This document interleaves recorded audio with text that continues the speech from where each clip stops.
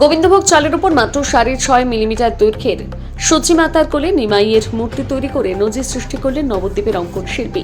চৈতন্যদেবের 540তম আবির্ভাব তিথি এবং দোল পূর্ণিমা উপলক্ষে গোবিন্দভোগ চালের উপর মাত্র 6.5 মিলিমিটার দৈর্ঘ্যের সচিমাতার কোলে নিমাইয়ের মূর্তি তৈরি করে নজির সৃষ্টি করলেন নবদ্বীপের অঙ্কন শিল্পী গৌতম সাহা। এ রবিবার বিকেলে নবদ্বীপ শহরের উত্তর অঞ্চল প্রাচীন মায়াপুরে চৈতন্যদেবের জন্মস্থান মন্দির প্রাঙ্গণে সচিমাতার কোলে নিমাইয়ের ক্ষুদ্র মূর্তিটির যুগ্মভাবে আনুষ্ঠানিক উদ্বোধন করেন জন্মস্থান মন্দিরের অধ্যক্ষ অদ্বৈত দাস মহারাজ এবং বেলুর রামকৃষ্ণ মঠ ও রামকৃষ্ণ মিশনের সহ সংখ্যাধ্যক্ষ সুহিতা নন্দজি মহারাজ। পেশায় অঙ্কন শিল্পী গৌতম সাহা নবদ্বীপ প্রতাপনগর এলাকার বাসিন্দা। এর আগেও ক্ষুদ্র থেকে অতি ক্ষুদ্র দেবদেবীর মূর্তি তৈরি করে বিভিন্নভাবে প্রশংসিত হয়েছেন।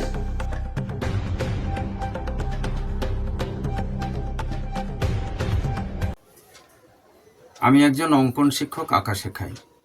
দীর্ঘদিন ধরে ক্ষুদ্র শিল্প চর্চা করছি। চালে, ডালে, ধানে, গমে বিভিন্ন মূর্তি তৈরি করেছি এর আগে। তো সামনেই দোল পূর্ণিমা। এবছর মহাপ্রভুর 540তম আবির্ভাব তিথি। এই উপলক্ষে আমি একটি গোবিন্দভোগ চালের দানার উপরে 6.5 মিলিমিটার সচিমায়ের কোলে নিমাই এর মৃন্ময় মূর্তি তৈরি করেছি। এভাবেই আমি আমার শ্রদ্ধা জ্ঞাপন করেছি। আমার নাম গৌতম সাহা, বাড়ি প্রতাপনগর, নবদ্বীপ, নদিয়া, ওয়ার্ড নম্বর 5।